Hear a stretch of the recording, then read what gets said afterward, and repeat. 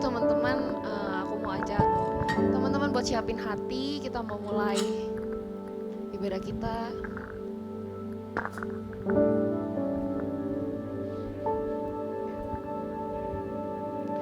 Em, Biar hari ini waktu kita mau nyembah Tuhan, biar kita tinggalin dulu semua masalah kita, pikiran kita, biar kita bisa fokus ke Tuhan aja. Terserah teman-teman, boleh posisi duduk atau apa, siapin posisi yang terbaik.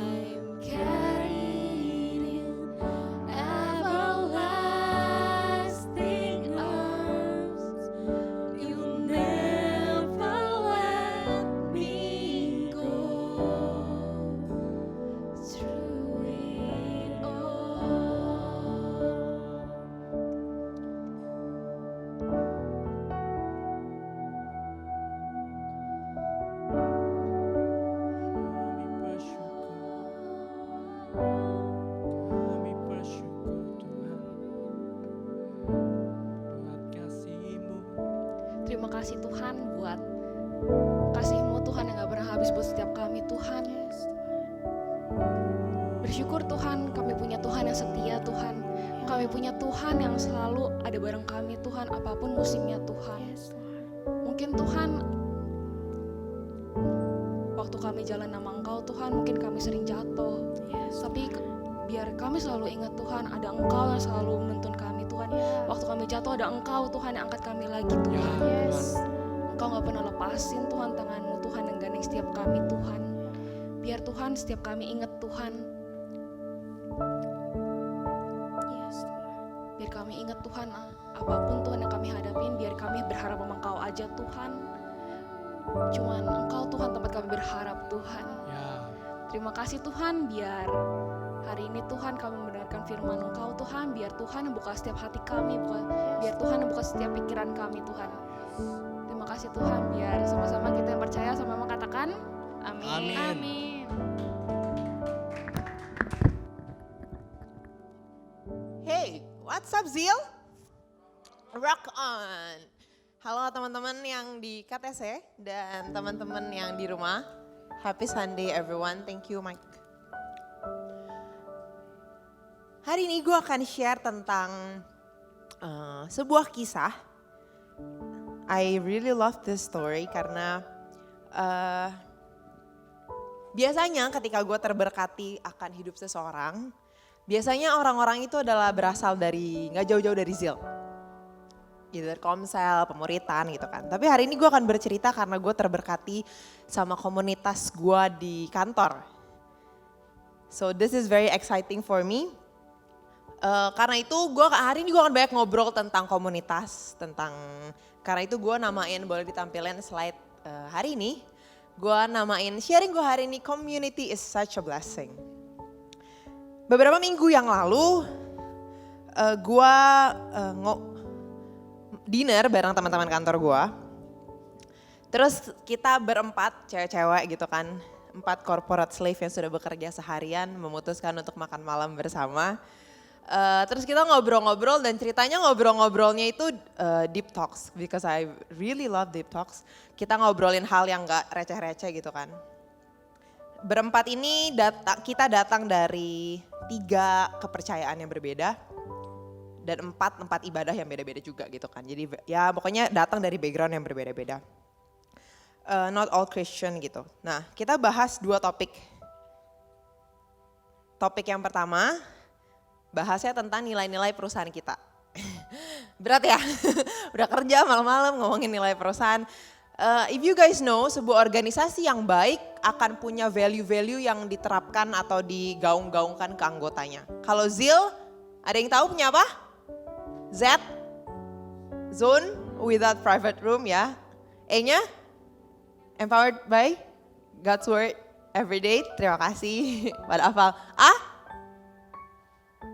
accept the authorities wholeheartedly, bener gak? L-nya leaders of impact. Kalau salah ntar disuruh turun abis ini. Yang sama kayak gitu kita udah sering kali gaung-gaungin gitu kan. Sama perusahaan gue pun juga punya nilai-nilai.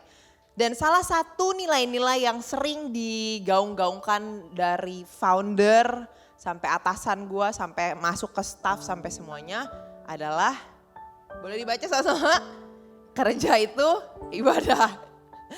Gue ini bukan, misalnya gue gak meminta kalian untuk agree, kalau ada yang disagree gue gak mau membuka argumentasi. Ini nilai perusahaan gue lagi cerita, jadi kalau gak setuju ya gak apa-apa gitu. Jadi dari founder gue tuh sering ngomongin gini, teman-teman gitu kan, kerja itu ibadah. Kerja itu fokusnya nolongin orang, bukan cari duit.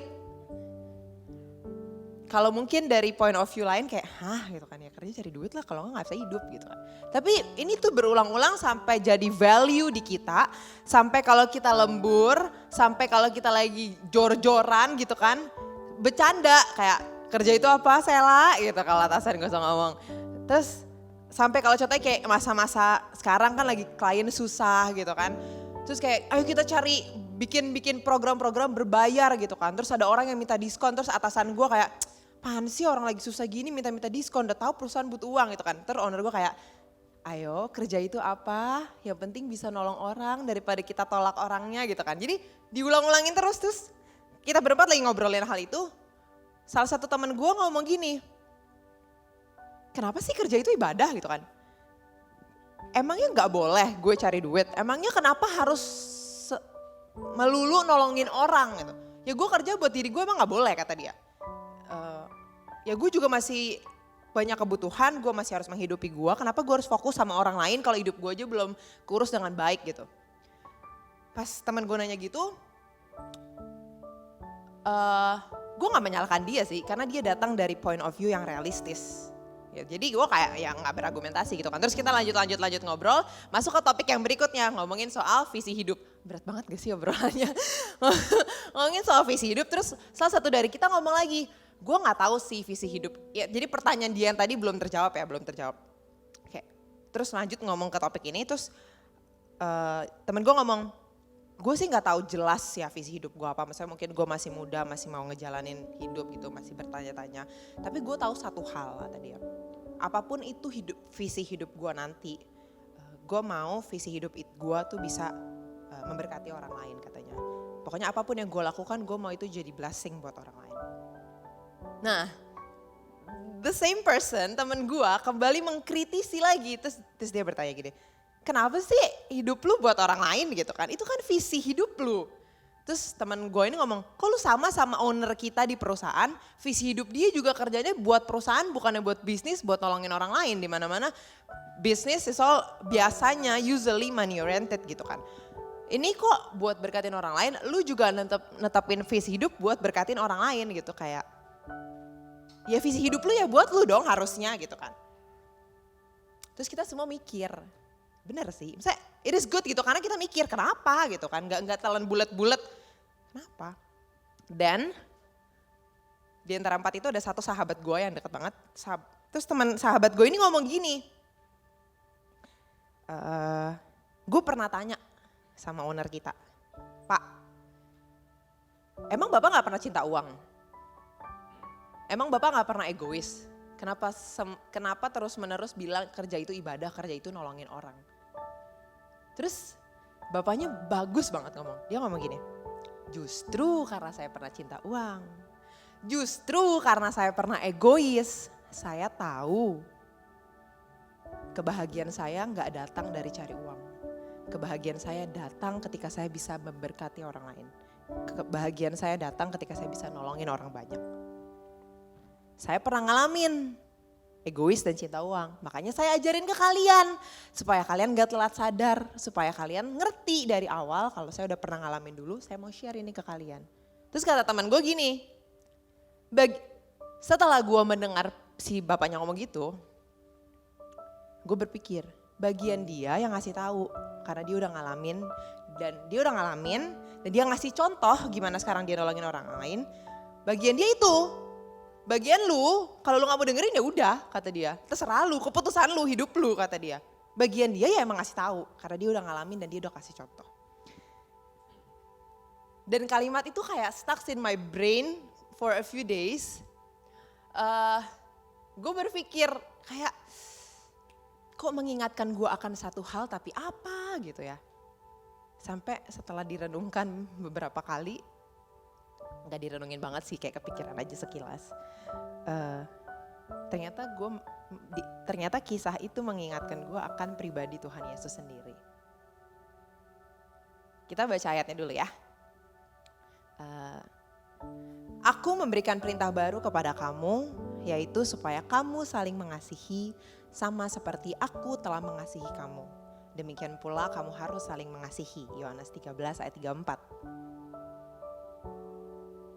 Pribadi Tuhan Yesus sendiri, kalau kalian baca perjanjian lama, it's all about commandments, kayak perintah.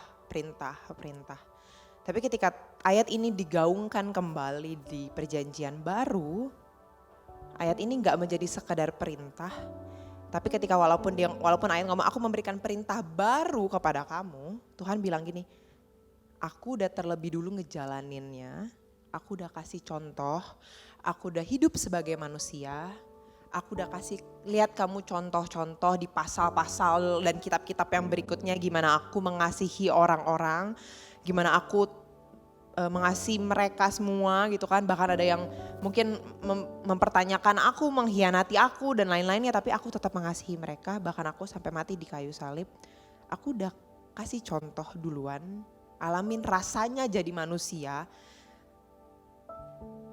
Dan aku sekarang mau ngasih tahu kamu untuk ayo saling mengasihi gitu.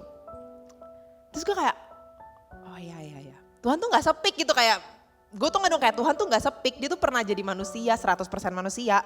Jadi ketika dia bilang, Sel, ayo ngasihin sesama, dia tuh udah tahu susahnya tuh kayak apa gitu loh, mengasihin sesama, mengasihin orang lain di saat pengennya egois atau di saat orang lainnya ngeselin gitu. Kayak Tuhan tuh udah ngerti rasanya gitu. Jadi ya supaya kamu saling mengasihi sama seperti aku telah mengasihi kamu. Kalau kalian baca the whole Bible is all about loving God and loving people. Mau ayatnya tentang apa, uang kayak orang tua kayak apapun itu ujung-ujungnya loving God and loving people.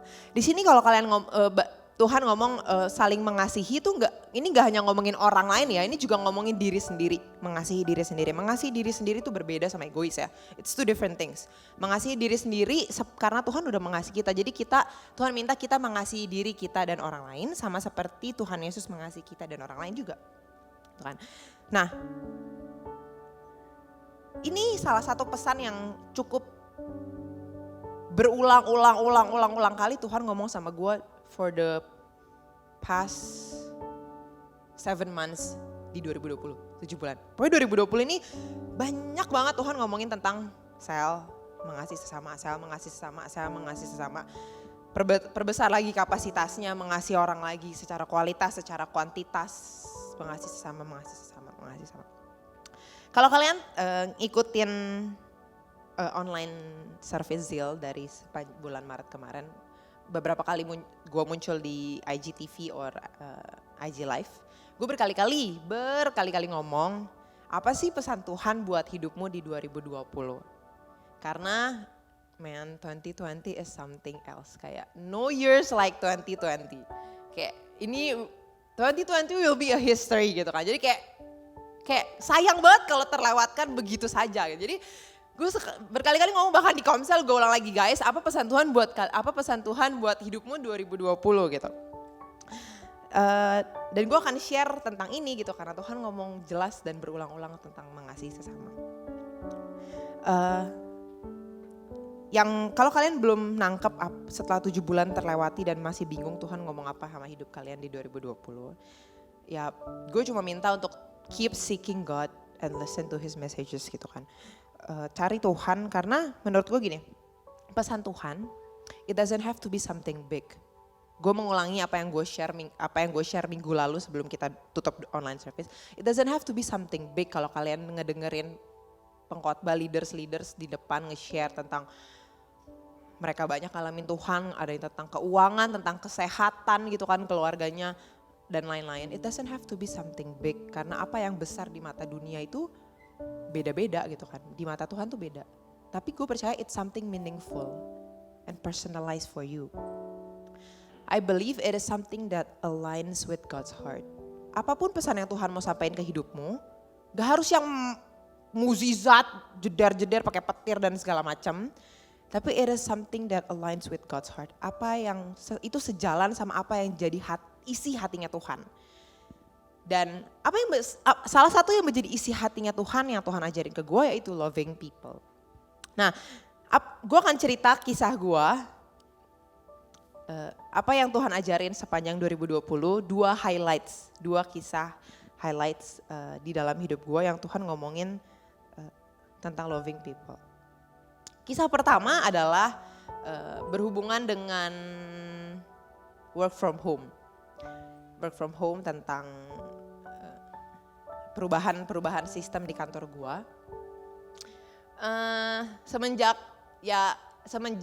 kerjanya online gitu kan, mungkin sebagian sekarang teman-teman udah balik ke kantor segala macam, tapi gue belum gitu kan. Gue mau balikin ke sini aja.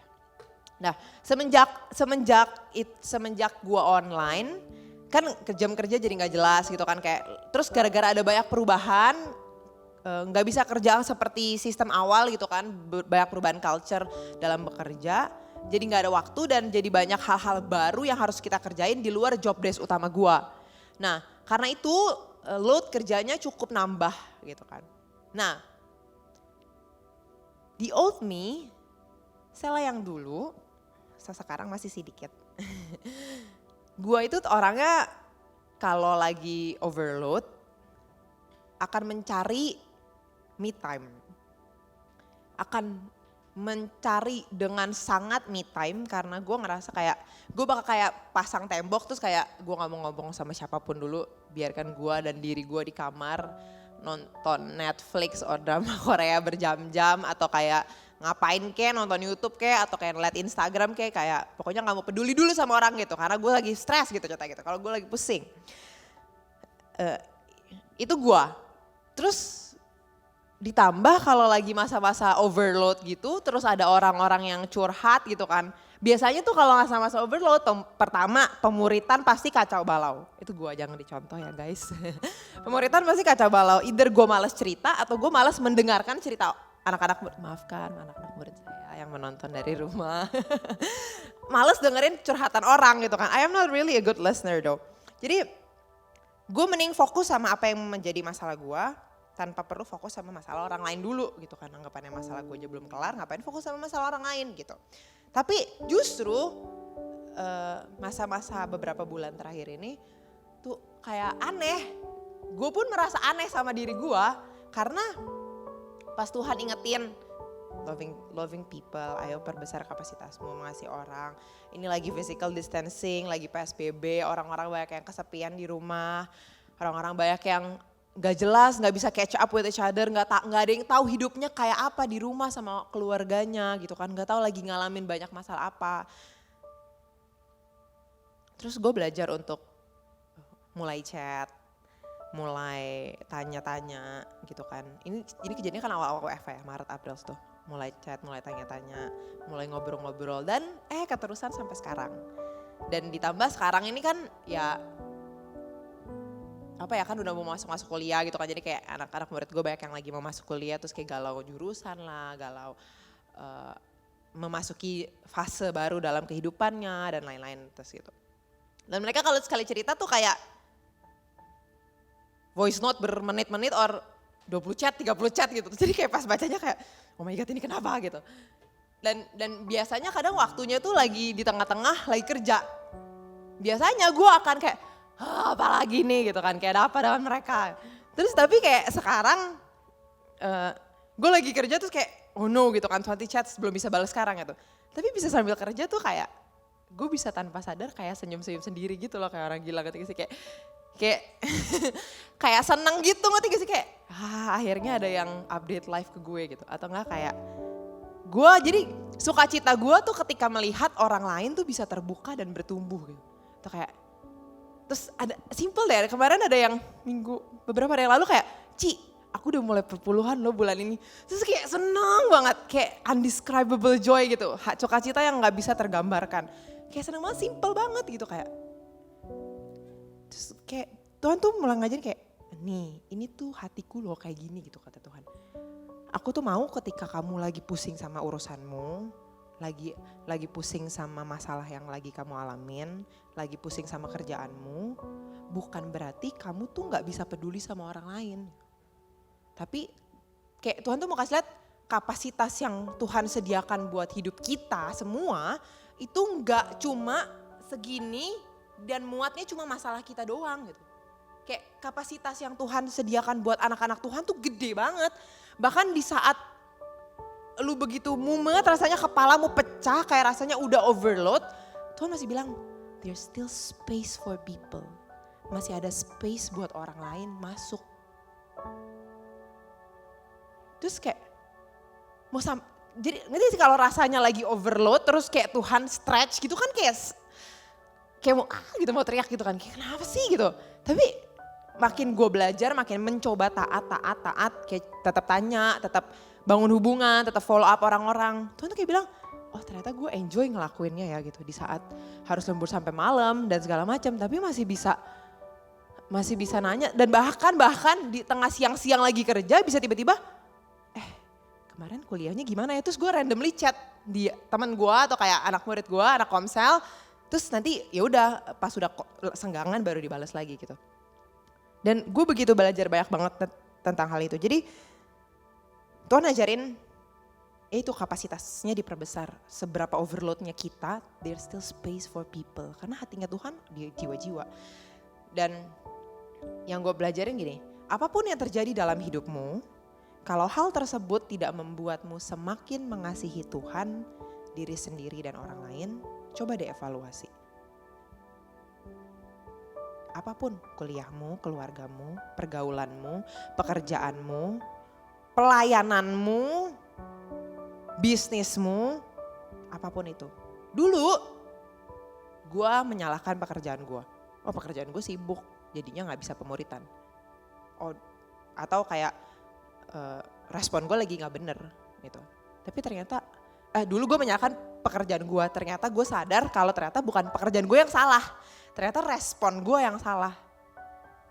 Bukan masa lalu lagi overload atau enggak gitu. Tapi hatimu mau mengasihi orang lain atau enggak. Bukan masalah keluargamu lagi hancur atau enggak. Tapi hatimu mau mengasihi Tuhan, tetap mengasihi Tuhan dan orang lain atau enggak. Dan gue mengevaluasi diri gue gitu, oh ternyata gue harus berhenti menyalahkan situasi luar dan ternyata alasannya di dalam diri gue. Gitu. Ternyata alasannya di dalam diri gue. Itu yang pertama. Jadi Tuhan ajarin untuk tidak egois. Yang kedua, this is so good. Yang kedua, awal tahun ini seorang sahabat gue ngajak gue ketemu. Aduh, Agus minum dulu bentar. break. Seorang sahabat gue ngajak gue ketemuan. Dan dia ngomong serius kayak gini. Sel, awal tahun ya, ini udah lama ceritanya. Sel, gue lagi berdoa. Dan kayaknya situasinya gak baik dalam hidup gue. Kalau sampai hasil dari masalah gue ini, jawabannya tidak sesuai dengan apa yang gue harapkan dan gue ekspektasikan, gue akan down parah. Gue mungkin akan sedih parah, gue akan error, gue akan gak jelas. Dan mungkin kalau masa itu datang, gue mungkin gak bisa lagi cerita ke lo. Karena gue udah gak sanggup lagi cerita. Jadi gue mau cerita ke lu sekarang situasinya kayak apa. If that happens, kalau gue error, lu harus berjaga-jaga atas hidup gue. Dan pas dia ngomong gitu, itu kayak membuka mata gue lebar-lebar. Oke.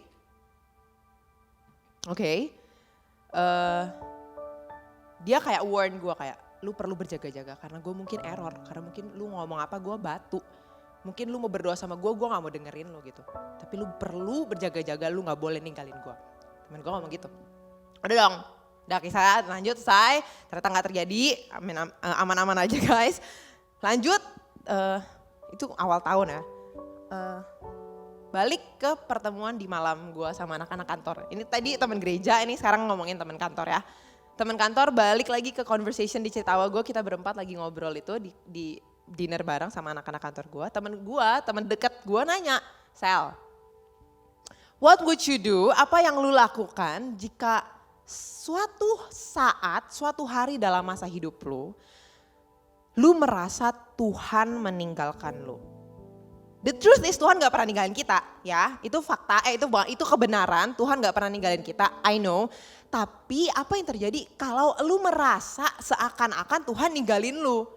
Either contohnya kehilangan seseorang atau kayak tentang keuangan gitu kan, mungkin kayak bisnis atau kerjaan atau kayak misalkan ya macam-macam lah segala kejadian dalam hidup ini yang membuat lu seakan-akan Tuhan ninggalin lu. What would you do? Lu gak bisa berdoa lagi, gak mau ke ibadah juga rasanya males banget, mau komsel juga. Pokoknya gak bisa, apa yang lu harus lakukan? Gue gak bisa dengan lantang bilang, gak akan, tenang aja, gue iman gue kuat. Gue gak bisa bilang gitu kan, gak ada yang pernah tahu gitu kan. Terus gue berpikir, terus gue bilang gini sama dia. Yang nanya ini, I don't think she even go to church. Kayaknya dia gak ke gereja juga deh. Bener-bener santuy orang kayak teman kantor biasa gitu. Bukan anak yang kayak rajin ke ibadah atau gimana, no.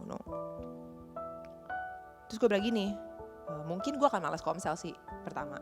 Terus gue mungkin akan respon gue mungkin jelek, marah-marah, emosional, menutup diri dari banyak orang. Tapi gue bilang, gue akan cari at least satu orang, minimum satu orang yang gue tahu pertama dia cinta Tuhan, yang kedua dia bisa berjaga-jaga atas hidup gue. Gue bilang gitu. Jadi di saat gue gak mau ke ibadah, mungkin harus diseret-seret, dia jadi orang yang nyeret-nyeret gue, anggapannya gitu. Di saat gue gak mau didoain, di saat gue lagi gak peduli sama Tuhan, dia akan jadi orang yang keep praying for me. Yang tetap setia sama gue. Gue bilang, gue mungkin akan kasih minimal satu orang yang gue percaya dan bisa berjaga-jaga atas hidup gue. Gue bilang gitu sama dia. Dan gue gak tahu ternyata jawaban gue itu mempengaruhi dia in some kinds of miraculous ways, gue juga gak tahu gimana caranya. Beberapa minggu kemudian, dia chat gue. Dia lagi curhat lah intinya sama gue. Terus dia bilang gini, ini teman kantor gue ya. Not someone religious, not someone yang gimana banget. Dia bilang gini, Sel, dia lagi cerita. Gue bakal bikin satu keputusan besar dalam hidup gue. Dan keputusan ini sangat beresiko, dia bilang. Resikonya gede mempertaruhkan hidup gue. Ini gue gak lebay tapi beneran gitu kan. Gue tahu kisahnya soalnya ini sangat beresiko dia bilang. Terus gue nanya, oke, lu siap gak? Gue bilang kayak gitu. Terus dia kayak aduh gimana ya gue bingung. Lu siap gak Sel? Terus gue bingung, kok gue yang siap sih? Kan lu yang ngejalanin. Kok lu nanya balik ke gue siap apa kagak apa hubungannya sama gue bilang gitu. Terus dia ngomong gini. Terus teman gue ngomong gini, lu siap gak berjaga-jaga buat gue kalau gue kenapa-napa? Dan pas teman gue ngomong kayak gitu, kayak I was holding back my tears. Ternyata gue kayak tiba-tiba Tuhan kayak ngomong kayak Sel, community is such a blessing. Orang-orang yang mau berjaga-jaga buat hidupmu, orang-orang yang mau keep praying for you no matter what. Dia bukan seseorang yang cinta Tuhan, yang ngomongin Tuhan everywhere she goes, no. Tapi dia ngerti ketika gue bilang komunitas tuh gak sekedar buat hangout, haha, hehe, bercanda-bercanda, nongkrong mingguan. No, tapi komunitas yang benar itu komunitas yang berjaga-jaga atas hidupmu. Komunitas yang berdoa buat hidupmu. Dan gue bersyukurnya adalah gue temukan itu gak hanya di Zil tapi di kantor gue. Dia literally, gue sampai semalam siapin khotbah ini, gue sampai buka lagi chatnya dan gue baca ulang chatnya dan dia literally ngomong, lu siap gak berjaga-jaga buat hidup gue? Gue kayak mind blowing gitu loh, kayak gila dia bisa nangkep pesan Tuhan gitu loh. Gue gak pernah khotbahin dia, gue gak pernah bawa-bawa Yesus yang sampai gimana, no. Dia cuma tahu ya saya pelayan di gerejanya gitu. Tapi ketika dia ngomong gitu gue kayak, man, community is such a blessing. Dan apa yang gue menangkap dari kisah gue ini adalah, biarkan komunitas yang benar berjaga-jaga atas hidupmu. Mungkin terkadang kita sekarang mungkin beberapa dari kita ngalamin jadi orang-orang yang egois. Mungkin sekarang kita lagi ngejalanin hidupnya, gue dan Tuhan doang yang tahu hidup gue. Gue gak mau peduli dari orang lain, gue lagi punya banyak masalah, lagi individualistis aja, lagi mau independen aja, gak suka diusik-usik lah, apalagi sama orang-orang gereja, apalagi sama anak PKS Komsel, gak ada yang peduli, gue gak mau, males. Tapi I want to share to you that community is such a blessing. Kalian akan sadar ketika kalian ada tertanam di komunitas yang benar. Gak harus gereja, gak harus gereja. Komunitas yang benar, yang sekali lagi gue bilang gue bisa menemukan komunitas yang benar juga di kantor gue, di Zil, it's everywhere gitu kan. Tapi komunitas yang cinta Tuhan, bukan komunitas yang cuma ya ada bareng-bareng gitu. Misalnya ada bareng-bareng itu gak menjamin loh ya. Karena gini, kalian bisa punya teman sahabat dari kecil yang udah berpuluh-puluh tahun bersama. Tapi pas kalian error, dia ngomporin gitu. Bisa loh. bukan komunitas yang selalu ada, no. Komunitas yang benar, komunitas yang gak hanya ngomong sesuatu yang enak didengar di telinga. Tapi komunitas yang bisa gaplokin kita, wow yang bener tuh ini gitu. Bukan cuma sekedar manis-manis ada di saat hahaha hehe. Biarkan ada komunitas yang, izinkan ada komunitas yang berjaga-jaga atas hidupmu supaya kamu gak egois, supaya kamu gak jadi pribadi yang individualistis dan kita makin ngerti isi hati Tuhan, it's all about people. Tapi gak hanya biarin orang lain yang berjaga-jaga atas hidupmu, jadilah komunitas yang benar yang berjaga-jaga atas orang lain. Biarkan orang lain masuk dan biarkan kau juga masuk ke orang lain. Ketika dua hal ini kita lakukan dan kita praktekkan, Tuhan ini mempraktekkan apa yang Tuhan bilang. Hendaklah kamu saling mengasihi sama seperti aku telah mengasihi kamu. Saling mengasihi. Two ways, both ways. Saling mengasihi. Biarkan Tuhan banyak bukain tentang, I hope Tuhan bukain banyak hal tentang hidupmu gitu kan.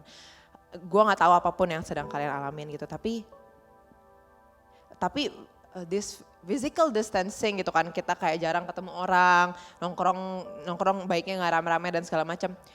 Atau kayak kerjaan juga masih susah, ada yang masuk kantor sehari sekali dan segala macam. Itu ya gue pun ngalamin gitu loh, dimana gue better merasa lebih enak egois aja gitu, gak peduli sama orang.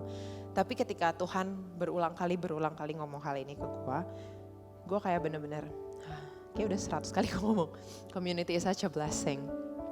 Gue bersyukur bisa ada di tengah-tengah kita semua, Zeal. Gue bersyukur ada di tengah-tengah teman-teman kantor gue. Gue bersyukur ada komunitas yang benar dan gue mau taat untuk stay in the community dan bisa bersama-sama dengan teman-teman terdekat gue, pemuritan gue gitu kan. Gue mungkin gue sharing hal ini bukan udah pro dan apa segala macam, no, I'm still trying, it's hard guys, susah.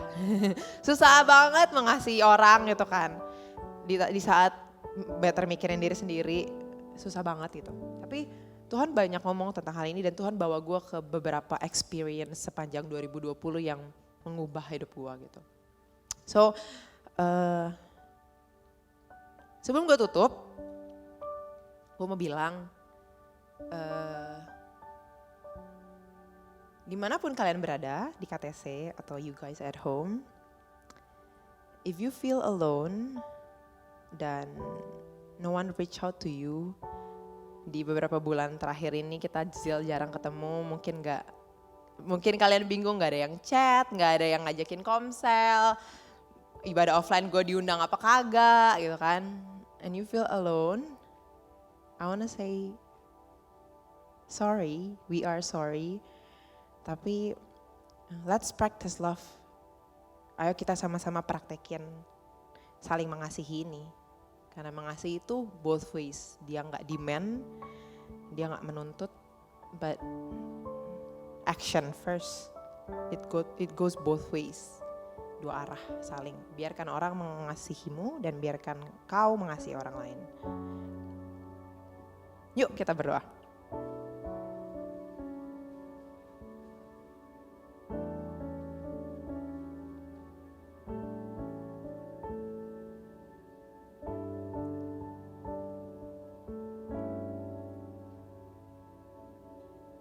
Tuhan, terima kasih untuk Zeal. Tuhan, terima kasih untuk keluarga kita masing-masing. Terima kasih untuk komunitas di kantor. Terima kasih untuk komunitas di kuliah, di sekolah. Terima kasih untuk komunitas hobi, komunitas teman-teman komplek, komunitas teman-teman les. Thank you for all the people yang Tuhan izinkan menjadi bagian dalam hidup kita. Tapi hari ini Tuhan izinkan kita juga bijak memilih pergaulan. Izinkan kita membuka hati untuk komunitas yang benar yang Tuhan tempatkan dalam hidup kita. Izinkan kami Tuhan jadi orang yang gak egois, yang gak individualistis, tapi justru lewat komunitas ini biarkan Tuhan membentuk hati dan pikiran kita. Biarkan Tuhan mengajari kita kalau membuat kita mengerti kalau your heart is all about people. Biarkan kita ngerti kalau Tuhan hari ini mau ngajarin betapa Tuhan mengasihi orang-orang, betapa Tuhan mengasihi hidup kita. Dan hari ini apapun yang kita lakukan biarlah semakin hari kita belajar semakin mengasihi Engkau, mengasihi diri kita sendiri dan mengasihi orang lain. Hari ini thank you God for today. Aku berharap Tuhan hari ini banyak pesan-pesan Tuhan yang tersampaikan ke setiap anak-anakmu di ZIL. Biar hari ini Tuhan gak ada sebuah situasi pun dalam hidup kita yang membuat kita berhenti mengasihi Engkau, diri sendiri dan juga orang lain. Hari ini Tuhan ajarin kami terus menerus everyday tentang kasih. Bagaimana your heart is all about people. Thank you God for today. Thank you for this community. In the name of Jesus we pray. Amen.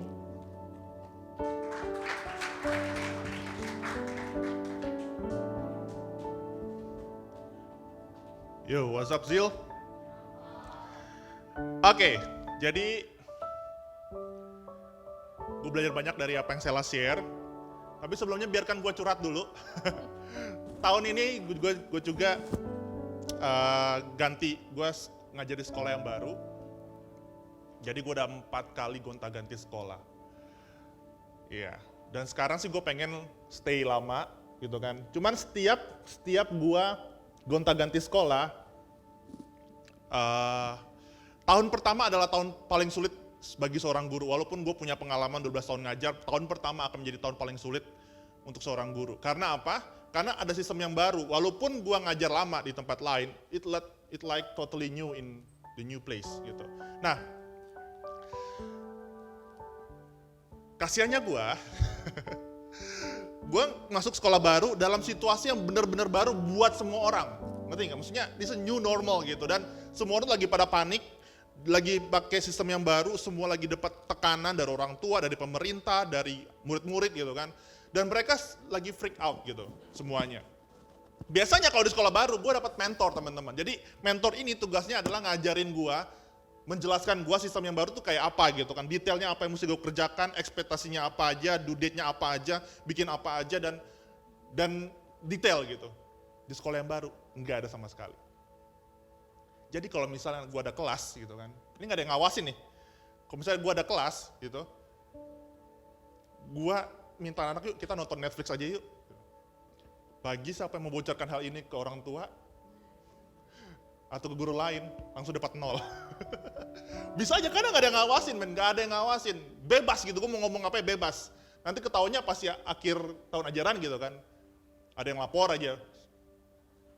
Miss, atau prinsipal nih satu guru aneh ini kita nggak pernah belajar ya tiba-tiba selalu Netflix, ulangan dibocorin, kita dapat bagus 100 soalnya karena dia nggak ngajar aja gitu, karena dia bocorin soalnya gitu kan. Nggak ada yang tahu dan mereka nggak ada yang tahu. Nah, minggu lalu gue down banget karena gini teman-teman, sepanjang bagi gue panggilan gue guru itu gue selalu melakukan dengan excellent. Walaupun gue di ZIL sering telat, percayalah, gue dapat beberapa kali setahun itu nggak pernah telat. Jadi dapat ada piagam gitu kan. Like seriously, kan. Jadi gue dapat piagam gitu, maksudnya ada itu kan nggak pernah telat, nggak pernah absen gitu kan, berapa tahun gitu. Nah, termasuk submit administration gitu kayak lesson plan, year plan dan lain sebagainya. Dan ini adalah pertama kali gue telat. Maksudnya gini, gue down sedaun-daunnya karena gue telatnya itu bukan telat yang telat gimana gitu, telatnya paling sendiri. Maksudnya telat tuh telat banget gitu. Maksudnya seminggu kemudian udah dijemurkan ini teman-teman yang belum pada ini guru-guru yang belum submit gitu. Aduh ada nama gue gitu kan. Dan nama gue itu bukan rame gitu kan. Nama gue sendiri gitu, Steffi. yang belum submit gitu kan. Internet gue luar biasa keren gitu kan akhir ini kan. Gue nggak bisa ngerjain apa-apa gitu, stres itu, semua tuh bikin emosi tau gak sih, semua orang tuh bikin, dan gak ada yang ngajarin gue nih maunya apa gitu, dan gak ada yang nuntun gue juga gitu kan, aduh, tapi Gue bersyukurnya gini teman-teman. Gue bersyukur gini, ada satu guru, bukan satu guru, ada hampir semua mereka ketika gue tanya, mereka menjelaskan gitu kan. Jadi mereka nggak apa-apa, maksudnya mereka nggak ngasih gue mentor, tapi ketika mereka gue tanyain dengan pertanyaan-pertanyaan bodoh gitu kan, mungkin mereka akan, nih guru katanya udah 12 tahun ngajar gitu kan, Master of Education, masa pertanyaan kayak begini sih? Enggak, mereka menjelaskan dengan detail men, dengan baik gitu kan. Bro, lu kalau misalnya ada apa-apa, mister kalau misalnya ada apa-apa, tanya aja ya gitu kan. Tapi gue nggak tahu mau nanya apa gitu, ya udahlah kan jelasin mereka aja. Jadi gue merasa terberkati gitu. Teman-teman gini, gue belajar satu hal. Saat ini semua orang sedang dealing dengan masalah mereka masing-masing. Semua orang yang gue kenal, mereka dealing dengan masalah mereka masing-masing. Dan ketika mereka memberikan suatu extra mile, dealing dengan masalah mereka dan memberkati kita, di saat itulah terobosan dimulai. Saat ini kita pengen menyelesaikan masalah kita, entah apapun gitu kan. Mungkin kalian sedang lagi ada masalah dimanapun, pekerjaan, finansial, workload, tadi kayak saya lah gitu kan. Tapi Zeal, kita punya privilege tentang komunitas. Gue tahu leaders kita mungkin tidak fasih lidah dan sebagainya, tapi privilege terbesar dari Zeal adalah komunitas teman-teman. Dan kalau kita tidak merasakan komunitas di Zeal, sayang banget masuk Zeal. Dan seringkali kenapa sih kita di Zeal itu susah masuk komunitas? Karena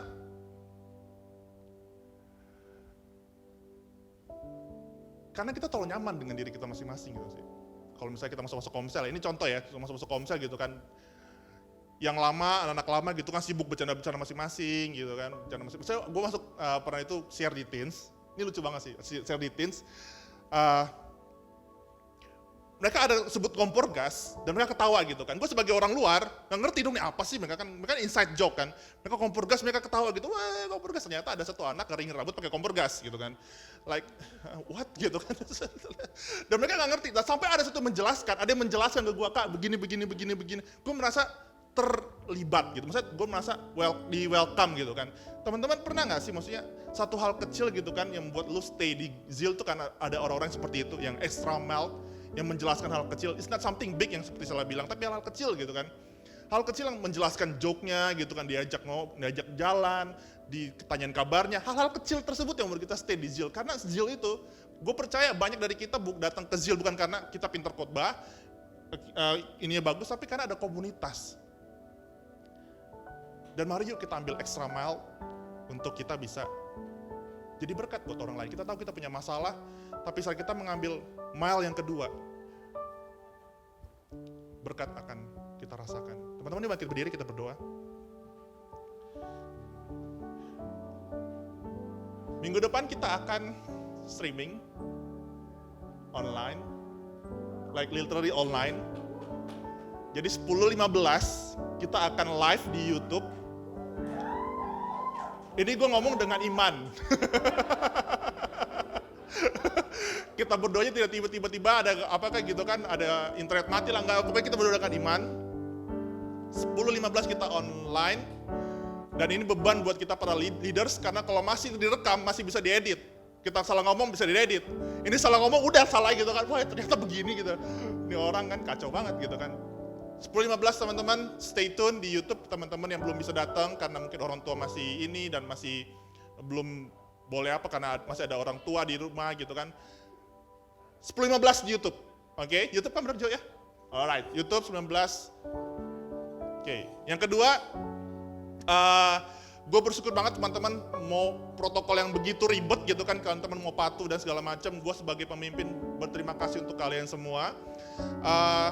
Abis ini teman-teman tolong pulang, pulang ya kan, langsung aja pulang. Kalau misalnya kalian mau makan di mana gitu kan, isi ini aja koordinasi tempat lain. Oke, mau koordinasi di line, di WhatsApp atau mau polling atau gimana gua nggak tahu, atau random gitu kan. Terserah kalian, ya kan. Pokoknya jangan di luar, teman-teman langsung keluar aja, bisa ngobrol ini. Karena kalau kalian masih di sini itu masih resikonya saya gitu kan. Bukan resiko, masih tanggung jawabnya kita sebagai ibadah raya. Gitu kan.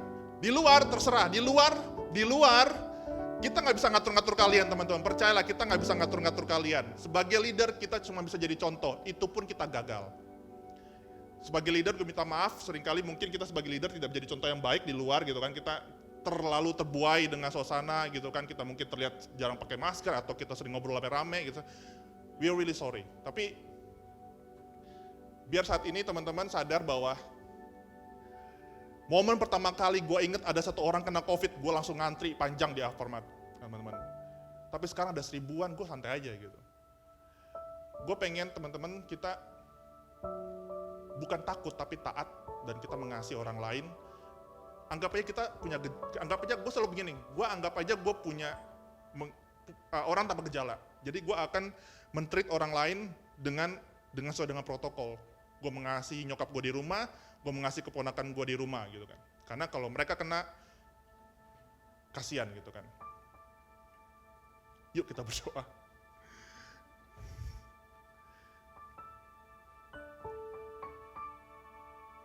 Mari teman-teman, taruh di hati kalian, orang-orang di sekitar kalian, yang mereka merasa sepi mungkin, mereka mungkin merasa sendirian di rumah, mereka nggak punya tempat untuk bercerita, taruh di hati kalian. Dan mari kita berdoa buat mereka, siapapun itu, mungkin orang tua kita, mungkin adik kita, mungkin kakak kita, mungkin teman kita, mungkin sahabat kita, mungkin teman komsel kita, taruh mereka di hati kita.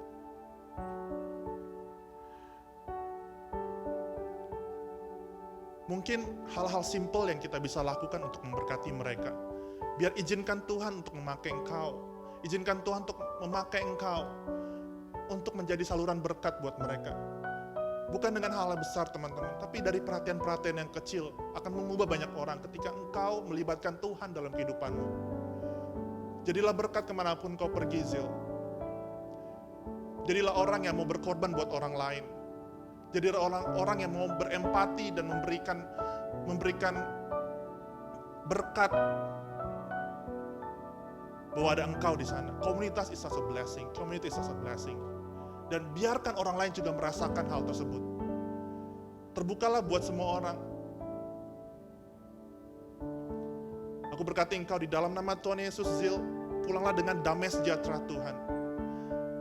Engkau bukan orang biasa karena Tuhan berserta dengan engkau. Jangan mau dibohongi oleh iblis yang berkata bahwa engkau adalah orang yang nggak bisa apa-apa. That's true. Tapi kita punya Tuhan yang luar biasa dalam kita. Dan bersama komunitas kita, teman-teman, 2 orang akan melakukan segala itu dengan baik. Tapi bertiga bersama dengan Tuhan Yesus, kau tidak akan terkalahkan. Komunitasmu gak sempurna, mereka jauh dari sempurna. Tapi Tuhan yang ada di tengah-tengah komunitasmu itu sempurna, teman-teman. Dan peganglah janji Tuhan. Peganglah janji Tuhan. Jadilah berkat kemanapun kau pergi. Jadilah berkat dan terang kemanapun kau pergi, Zil. Di dalam nama Tuhan Yesus, Tuhan. Mengucap syukur Tuhan, haleluya, amin. Happy Sunday guys.